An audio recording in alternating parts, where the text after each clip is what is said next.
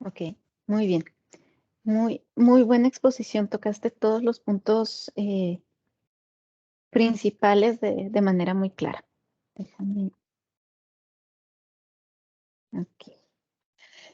Sí, este Han hace, les digo, una crítica a lo que es pues, la sociedad del siglo XXI, de estas primeras décadas del siglo XXI, que, que coincide pues con toda esta digitalización, con el auge de las redes sociales, etcétera, ¿no? Entonces, bueno, Julia hizo un muy buen trabajo rescatando todas las ideas principales, ya nada más para tener eh, un contexto. Este señor, Byung-Chul Han, es coreano y ahorita también tiene la ciudadanía alemana, pero bueno, él es étnicamente coreano, nació en Corea, se crió en Corea del Sur. Nació en 1959. Si se fijan, pues es mucho más joven que lo que eran Foucault y todos estos postestructuralistas. Es más de esta generación de Kristeva y de Judith Butler. Eh, pero es muy importante de dónde viene. Con Kristeva vimos que pues, es europea y después fue a estudiar a Francia. Judith Butler, norteamericana, influenciada por el pensamiento postestructuralista francés, pero ella no se formó directamente allá y criada en una sociedad estadounidense, ¿no? Y Byung-Chul Han en Corea. Eh, y les digo, es importante, él nació en el 59. La guerra de Corea, pues fue inició en el 50, por ahí. Entonces, Corea del Sur es una sociedad, tiene mucho en común con la japonesa, por eso más o menos tengo conocimiento. Es una sociedad sumamente tradicionalista, cerrada y definitivamente es una sociedad de la autoexplotación. Es una sociedad que sobre todo pues justo después de la guerra de Corea, con esta intención de reconstruirse y de hecho con el contexto de un gobierno militar que fue el que se impuso por un par de décadas, la idea era tenemos que salir adelante como sea y cada ciudadano tiene que hacer su parte y aquí todos vamos a trabajar parejo. Y los asiáticos, sobre todo, bueno, los asiáticos del este, son muy dados a ver hacia el futuro, ¿sí? A diferencia de la cultura, por ejemplo, latinoamericana, que queremos las recompensas ya, sino es que ayer, y no estamos muy dispuestos a sacrificar algo ahorita por el futuro. En el caso de las culturas del este asiático, son mucho más de ver hacia el futuro y de estar dispuestos a sacrificar mucho en el presente. Entonces, pues él fue criado en una familia así. Entonces, claro, con todo eso de fondo, ¿no?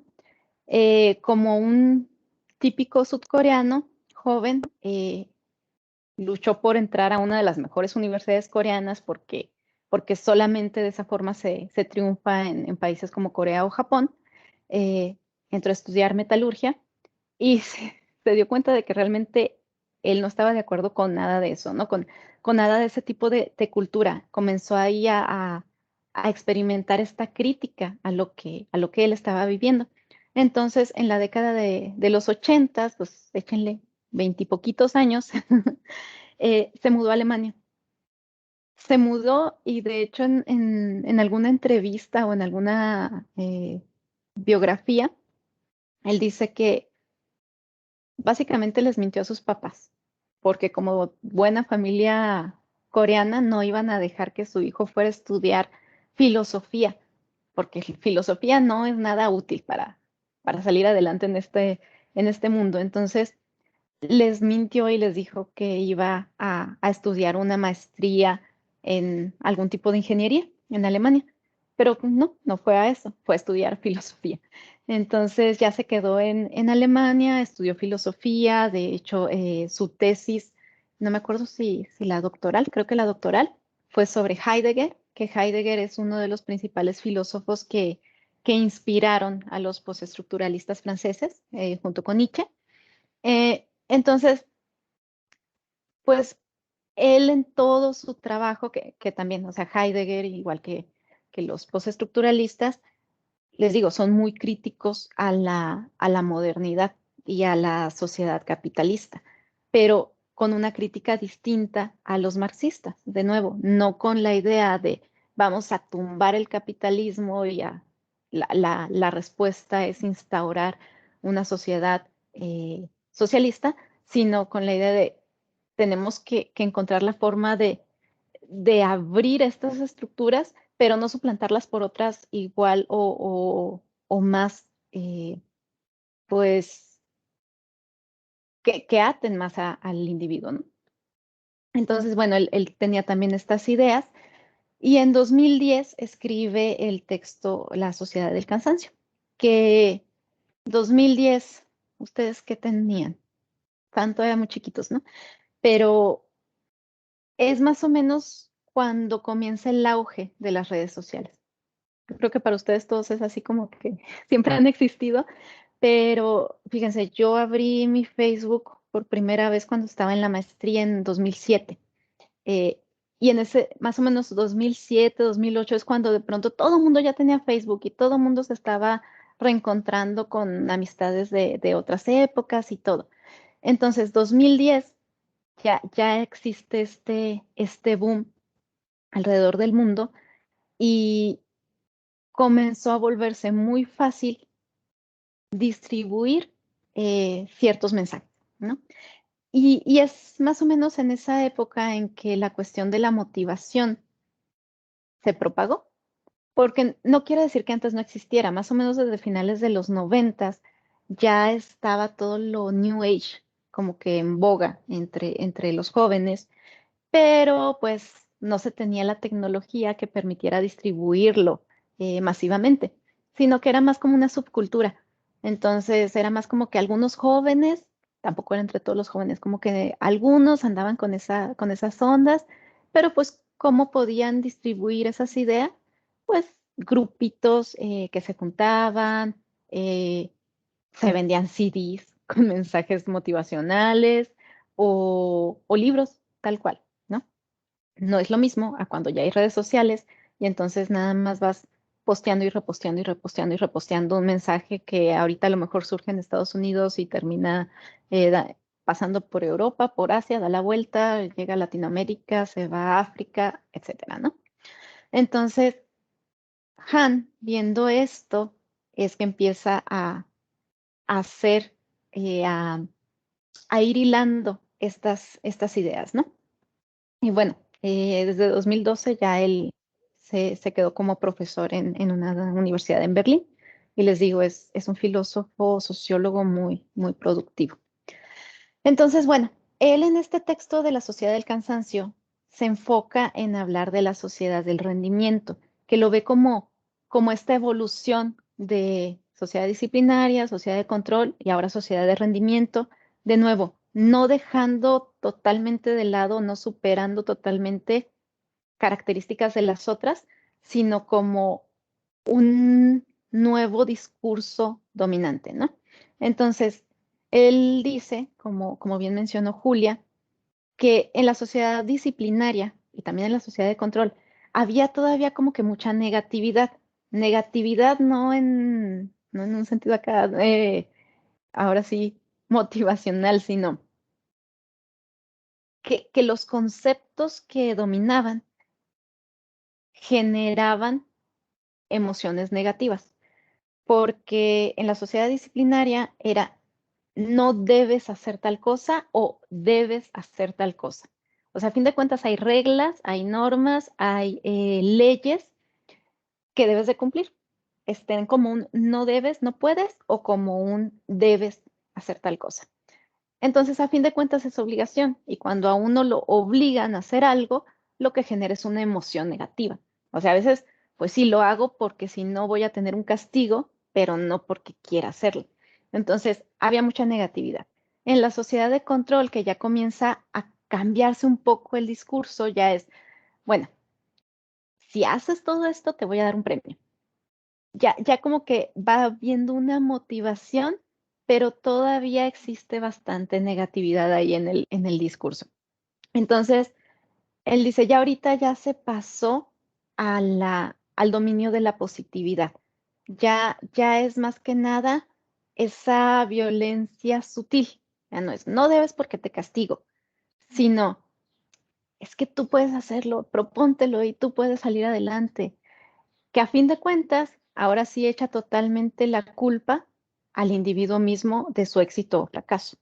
Entonces, si, así como el video que vimos al inicio, si no estás motivado es porque no te has automotivado, o sea, tienes que motivarte tú mismo, tienes que encontrar el objetivo en tu vida, tienes que realizar las cosas. Ahí hablaba en el video, ¿no? De encontrar como que el propósito y luego irte a la acción. Entonces es esto, tú te tienes que motivar, tú tienes que dar el paso, tú tienes que hacer las cosas y terminan generando este discurso de que pues uno se tiene que autoexplotar porque las cosas no van a caer en nuestras manos así como así.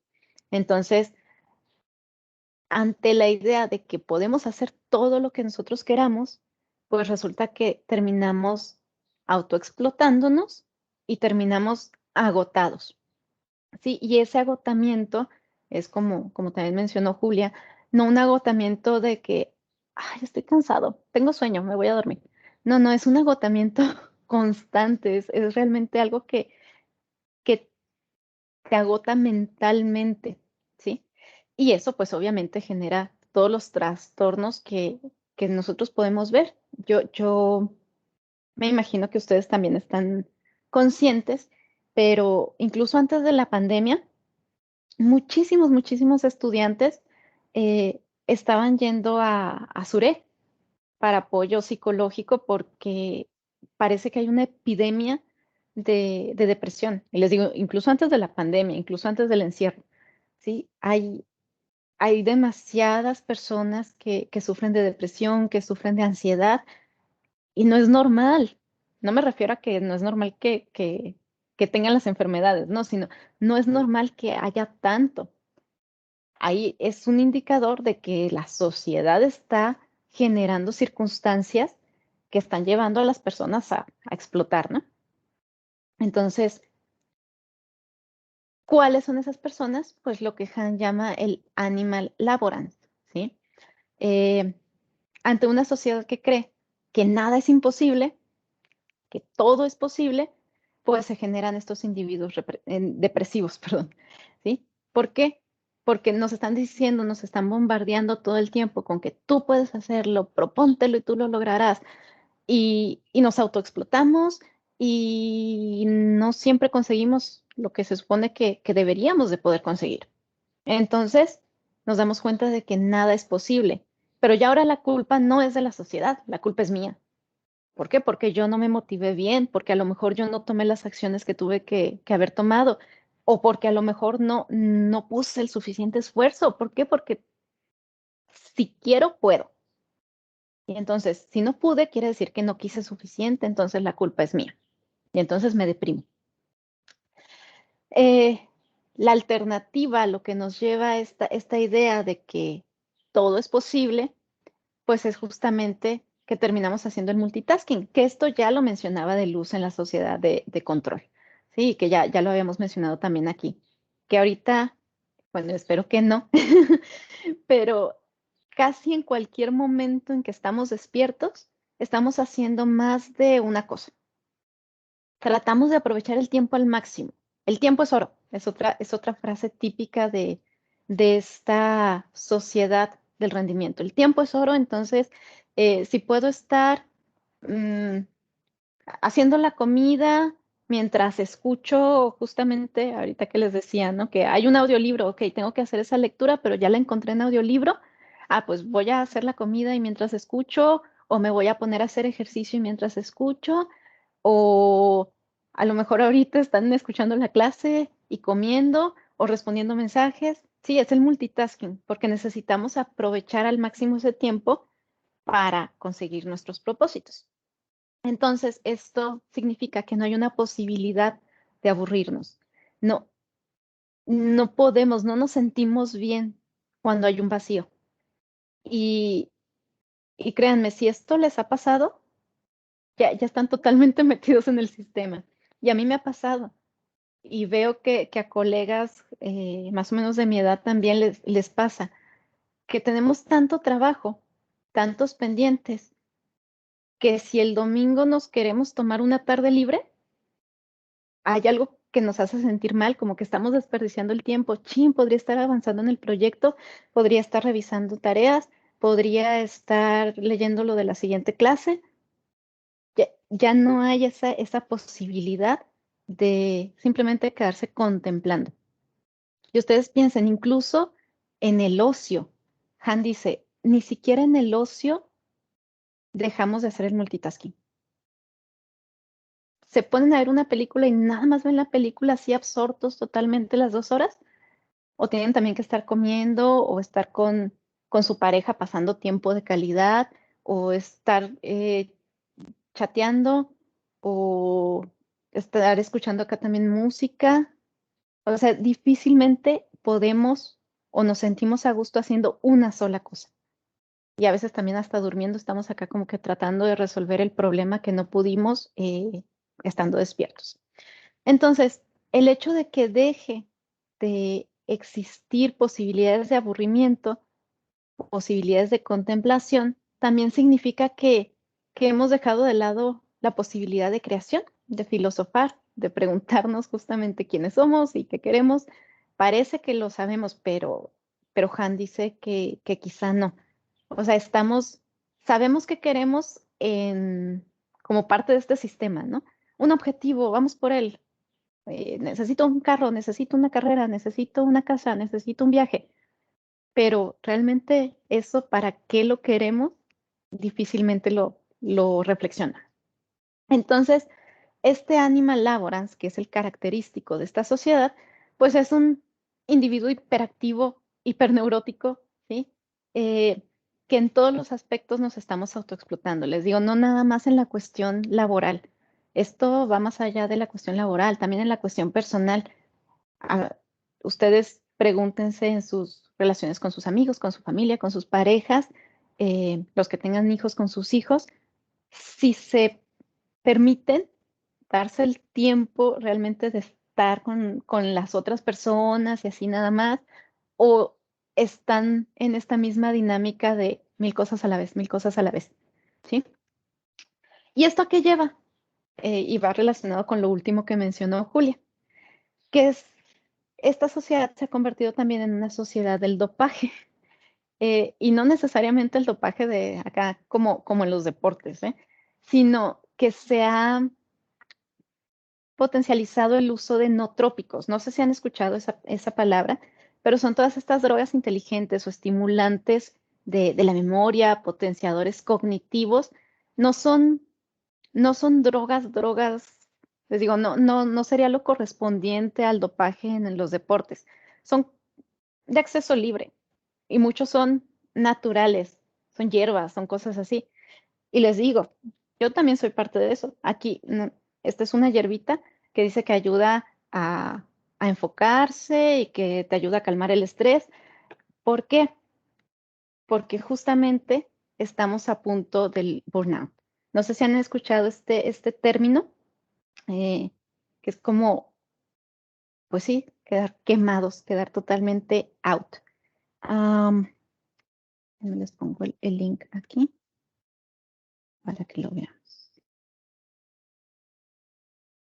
Sí.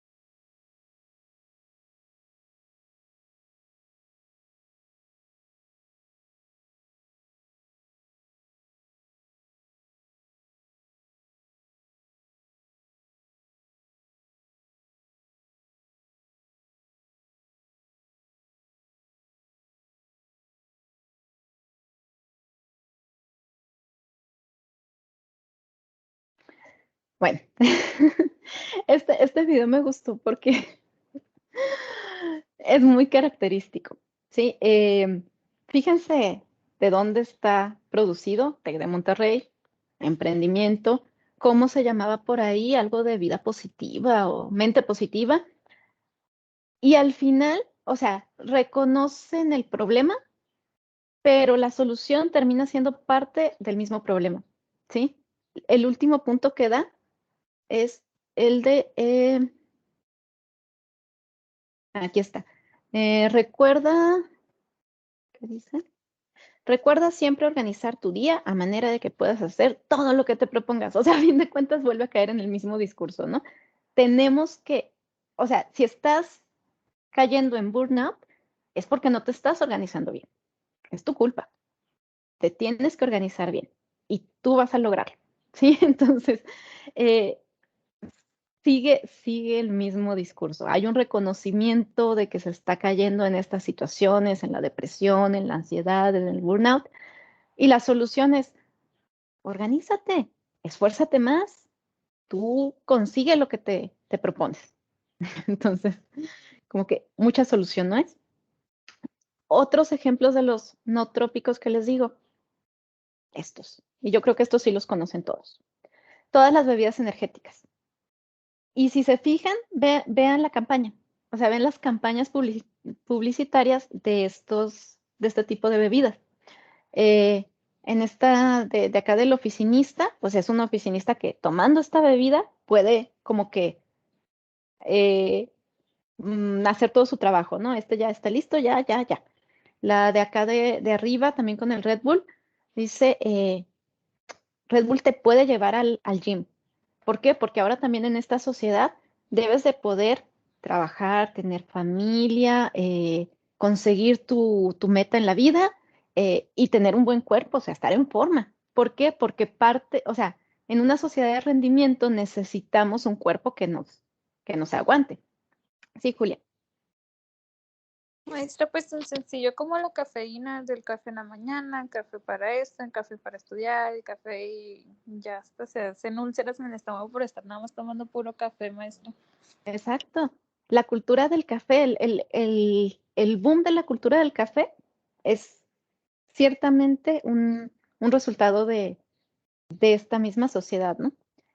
Aquí también la publicidad esta del Monster, o sea, es para, para como, ¿qué? Alimento para el cerebro, ¿sí? Entonces, a fin de cuentas necesitamos estar dopados a través de estimulantes físicos y mentales para poder rendir más.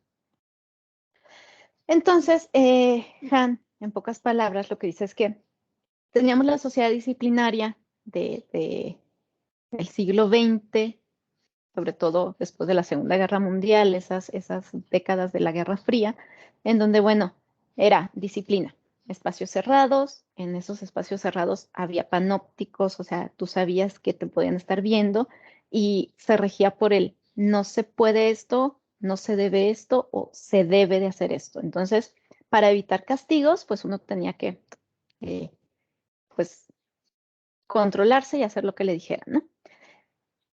Y la situación era que sabíamos que si no lo hacíamos, íbamos a ser anormales. Entonces, uno trataba de ser normal. ¿Por qué? Porque a los anormales se les recluía en las cárceles, en los psiquiátricos, en los hospitales, ¿sí? Entonces, había que caer en la normalidad. Después se va evolucionando hacia una sociedad de control en donde ya hay espacios continuos. Recuerdan que ya de luz ya hablaba de que se estaba dejando lo de los espacios cerrados y ahora a través de contraseñas podíamos estar en diferentes espacios al mismo tiempo. Entonces ya nos movemos de uno a otro.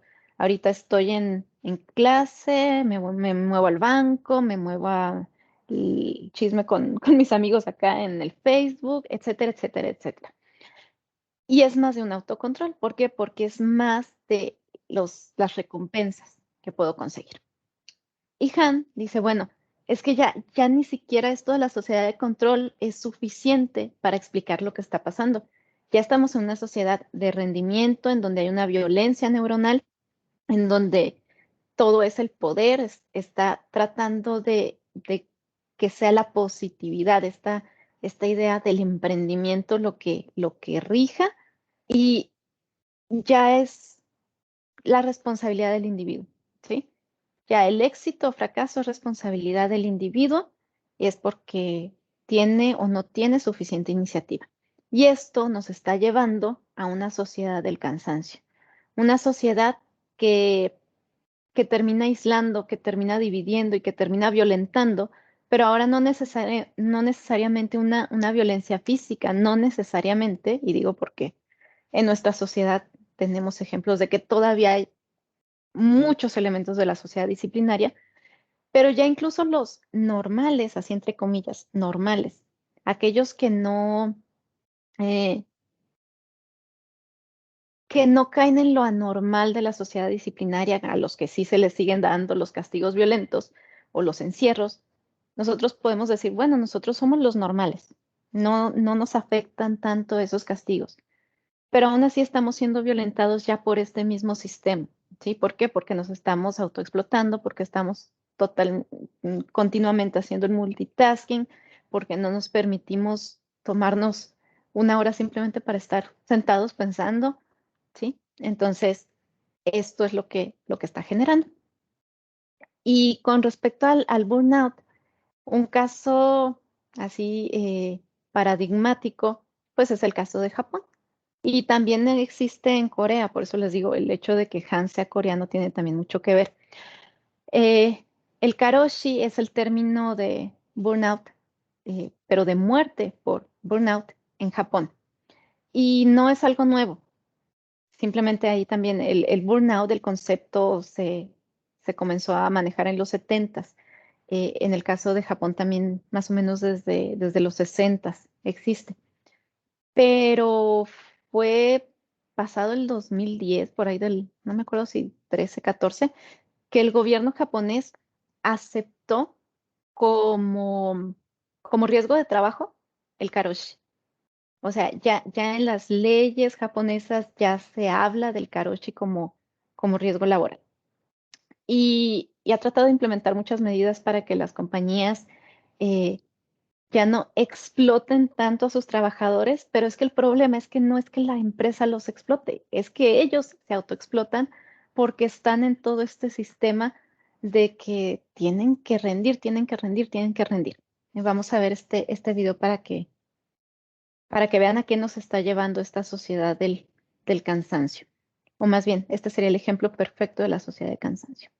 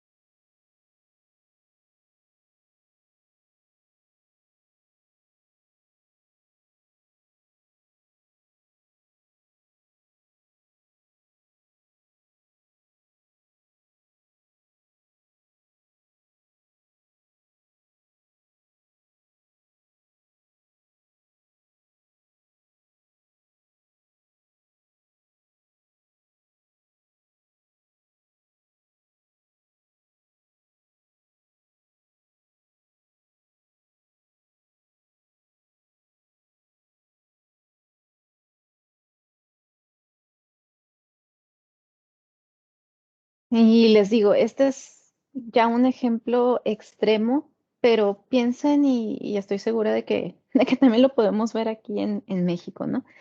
Y algo que yo he visto es que justamente al tratar de encontrar solución, seguimos con un paradigma que no responde a esto. Y aquí Han y Deleuze y Foucault nos pueden dar un poco de luz. Si se fijan en el discurso de este video, es la empresa explota, ¿sí? La empresa explota y la empresa tiene diseñado esto. Entonces, nuevamente es como que, es que los enemigos son los capitalistas, los del dinero o es el Estado. Y a fin de cuentas, ya es todo el sistema. O sea, no es que una empresa diseñe eso.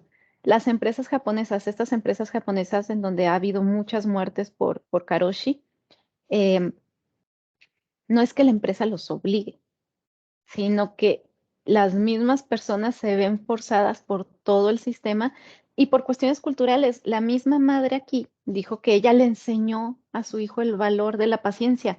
O sea, es una cuestión cultural y de sistema. Si los padres mismos les enseñan a sus hijos que tienen que aguantar, y si los padres mismos les enseñan a sus hijos desde chiquitos, tú puedes hacer todo lo que te propongas, ponte una meta y esfuérzate por ella, están contribuyendo a esta perpetuación de la autoexplotación. Si ya no necesitamos que sea el jefe que nos esté vigilando y nos esté dando con el látigo para que hagamos las cosas. Ya tenemos insertada esa ideología. Entonces, les digo, es una cuestión también de sistema, ya no es nada más, la empresa es la mala, el Estado es el malo, sino que ya estamos todos ahí inmiscuidos. Entonces, bueno, eh, quisiera saber qué opinan para pasar a las preguntas que tiene Julia. ¿Qué opinan al respecto? ¿Algo de lo que hemos hablado ahora, de lo que habló Han, les, les suena conocido? ¿Se identifican en algo? ¿Consideran que es una exageración? ¿O tienen ejemplos? ¿Han visto que a lo mejor alguien de su familia sí sería un ejemplo de todo esto? ¿O ustedes mismos? Paola. Bueno, uno de los principales ejemplos que tengo, maestra, pues en la preparatoria, pues yo estudié en Tecmilenio. Y pues, quien no sabe, pues Tecmilenio es una escuela que fue creada por el TEC de Monterrey. Mm. Pero el Tecmilenio incluso arrebasa con la idea de esta positividad y literalmente tienen una maestría llamada felicidad y constantemente nos dicen de que tenemos que buscar nuestro propósito de vida para poder ser feliz. Y muchas veces nos daban charlas sobre la felicidad y a través del trabajo íbamos a ser felices.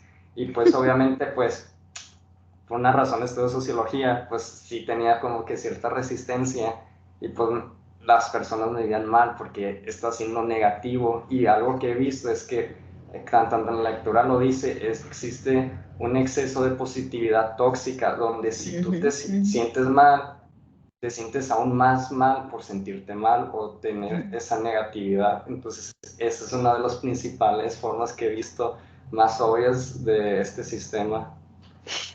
Totalmente. Y no sabía que existía una maestría en felicidad. Chin, le erré. Tenía que irme para esa. Dios, adelante.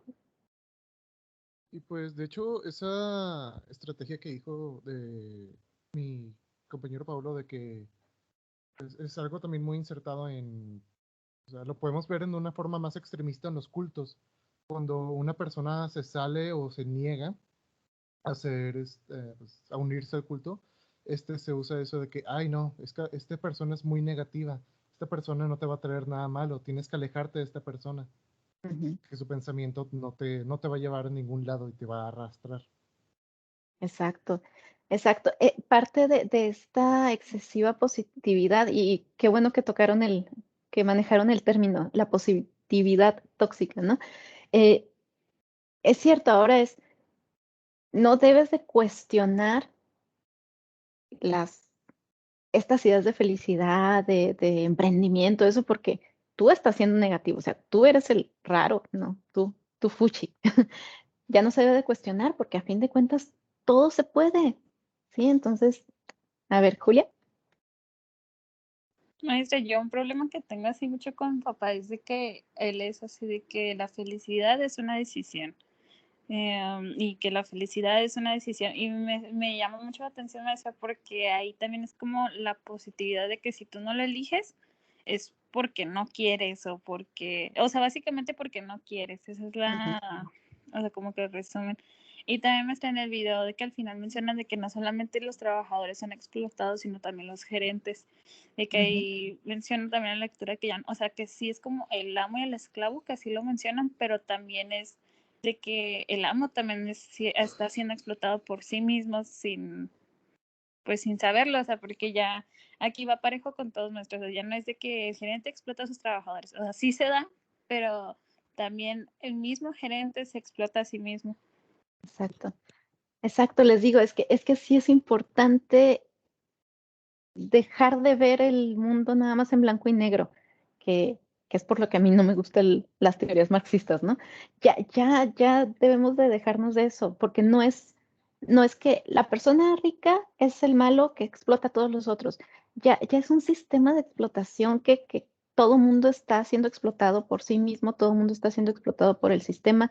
Ya no es nada más contra un ente, sino ya es algo que está fluyendo en todos los niveles. Ahora, es cierto, todavía hay personas que están siendo doble o triple o no sé, que N potencia explotados.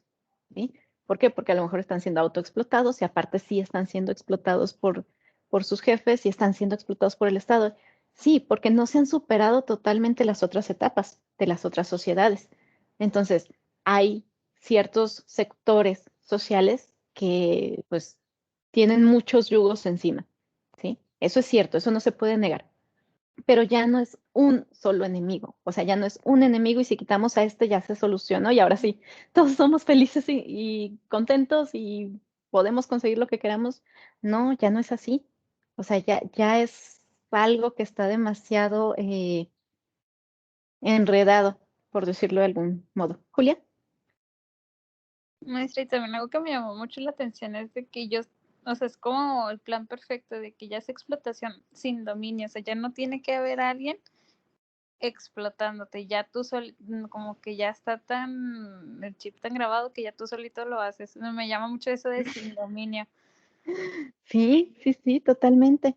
Y, y de verdad, el otro día creo que cuando estábamos hablando de lo de luz, de las sociedades de control, Paolo mencionaba, ¿no? Que incluso estas personas, incluso los multimillonarios, las personas más ricas del mundo, eh, también se autoexplotan y también están constantemente así checando y su agenda y tengo que ir al gym y tengo que hacer esto y tengo que hacer esto y tengo que hacer esto. También están haciendo el multitasking. O sea, ya es una mentalidad, ya es algo que difícilmente, ahora no quiero decir que no exista en toda la humanidad alguien que sí pueda tomarse el tiempo de contemplar y de escapar a todo esto, pero es nada más la cuestión de qué es lo que está dominando, ¿no? ¿Qué modelo está dominando? Entonces, pues es bastante preocupante. Les voy a decir las preguntas de Julia para que comenten también con respecto a eso.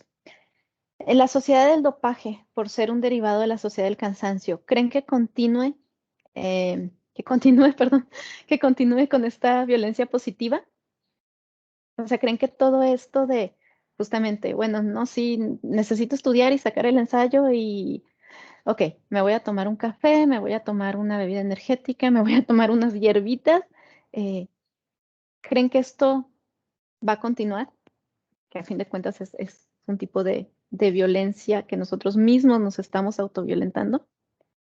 ¿O piensan que puede haber un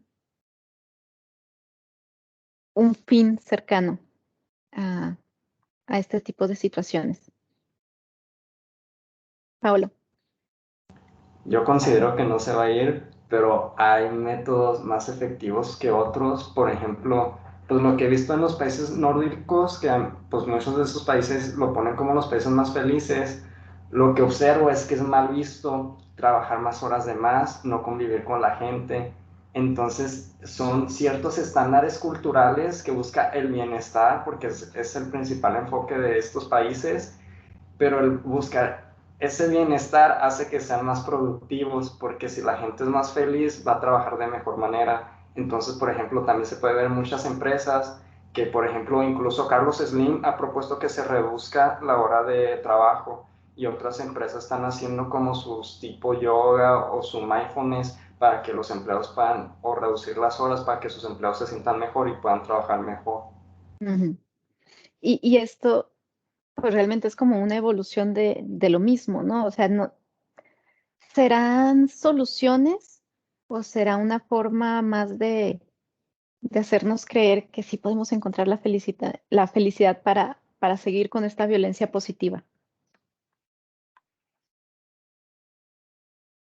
¿Qué opinan? Porque sí, también Maestra, en el caso japonés, sí, ahí voy, Julia. En el caso japonés, les digo, también el gobierno ya ha entrado al- a tratar de atacar el problema, poniendo leyes que restrinjan la cantidad de horas extras que pueden hacer los empleados y dando, em, por ejemplo, apoyos fiscales a las empresas que consigan que sus empleados se tomen el viernes libre. ¿Esa es la solución? ¿Será o será parte de lo mismo como este videito que veíamos del burnout y que al final es organízate bien y sé feliz? Julia. no, maestra, también como, o sea, la sociedad del dopaje con el aspecto de la cafeína en las bebidas energéticas, de que ya están causando no solamente una enfermedad neuronal, sino ya una enfermedad física, o sea, ya están enfermando en sí a la sociedad, y porque todos tienen un punto de quiebre y la salud no va a aguantar tanto dopaje. Exacto, exacto. Sí, o sea, a veces uno dice, no, bueno, nada más este fin de semana. Y después allá anda uno con un montón de efectos secundarios, ¿no? Eh, Andrea, ¿tú qué opinas? Respecto a lo que estaba comentando la compañera Julia, también he visto que se ha, ¿cómo se puede decir? Eh, Influenciado hasta en cómo dormir. O sea, yo últimamente he visto que muchas personas batallan un chorro para dormir y hasta para eso se han estado medicando, maestra. O sea, también influye, ya está para el descanso. Sí, les digo, es que a veces uno está dormido y está acá soñando sobre el problema que trae en el trabajo, el problema personal que trae, lo que tienes que hacer mañana. Entonces, a fin de cuentas, no se descansa. Em, ¿Creen que podemos lograr cierta neutralidad en la sociedad? Porque, y me gusta esta pregunta que lanzó Julia, ¿no? Porque son como dos extremos. Y de nuevo, no se trata de que entonces la sociedad disciplinaria era la sociedad ideal. Pues claro que no. Ya vimos también la crítica que iba hacia la sociedad disciplinaria, ¿no? Hacia debes hacer esto, o el hecho de generar anormales y encerrarlos. ¿Podría haber cierta neutralidad? ¿O a ustedes piensan que ahorita se les ocurre alguna sociedad, no importa si contemporánea o del pasado, que, que pudiera ser ejemplo de esa neutralidad?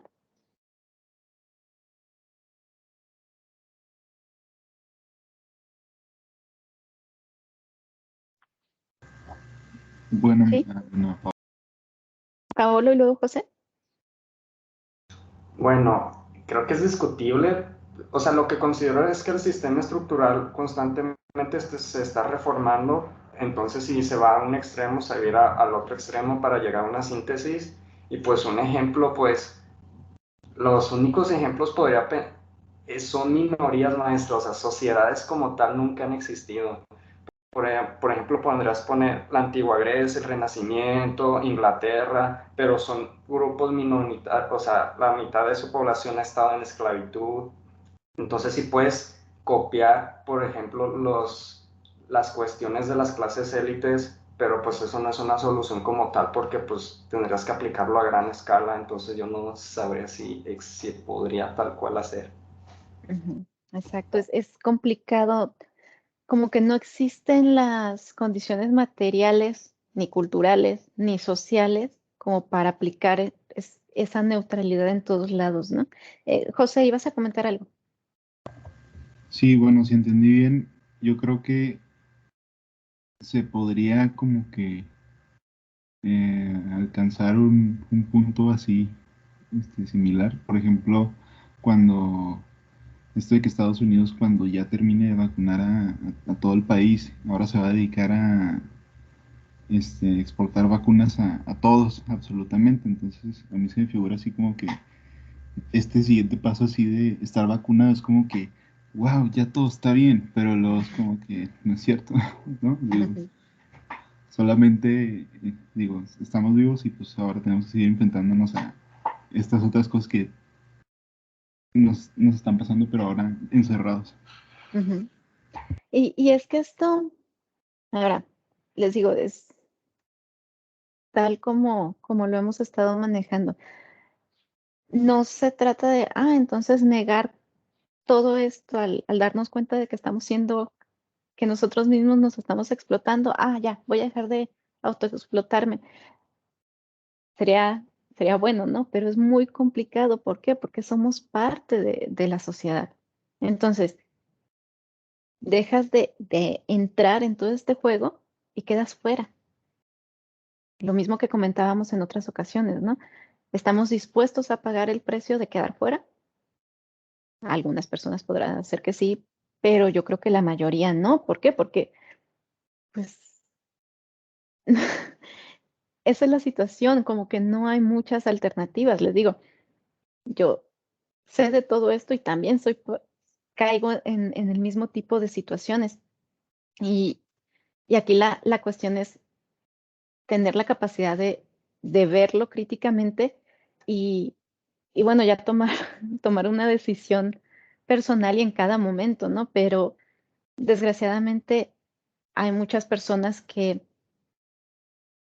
por esto mismo no son capaces de ver críticamente lo que está pasando y a lo mejor son llevadas a otros extremos. La cuestión de la depresión, por ejemplo, la ansiedad, es que ya, o el burnout y el karoshi que estábamos viendo aquí, ya estás tan metido en el sistema, ya caíste totalmente en manos de esta ideología que, que ya difícilmente se ven alternativas o se ve la posibilidad de salirse un poquito, de renunciar un poquito para mantener cierta cordura, ¿no?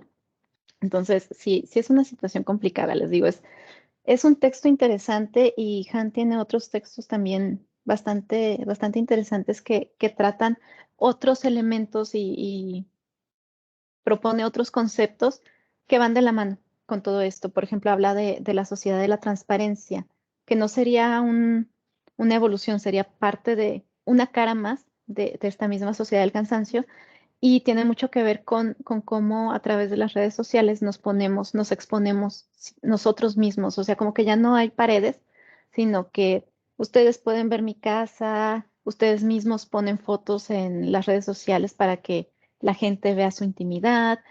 Ya estamos todos como que en vitrinas y ya somos transparentes, pero es una transparencia también que solamente cae en esta idea de positividad. Piensen ustedes en las redes sociales donde todo el mundo presenta como que su mejor cara, tiene las mejores relaciones, tiene los mejores viajes y sus fotos sin imperfecciones. ¿Por qué? Porque ya hay filtro para todo y ponemos solamente lo que queremos poner para dar una impresión de tener una vida de cierto tipo, ¿no? Entonces, esto es lo que él llama la sociedad de la transparencia. Y les digo, hace ahí mm, bastantes análisis críticos de lo que está sucediendo. Así que les recomiendo que busquen sus libros o que busquen videos sobre él. Es bastante interesante. Y bueno, aquí nada más les dejo como por si a alguien le interesa.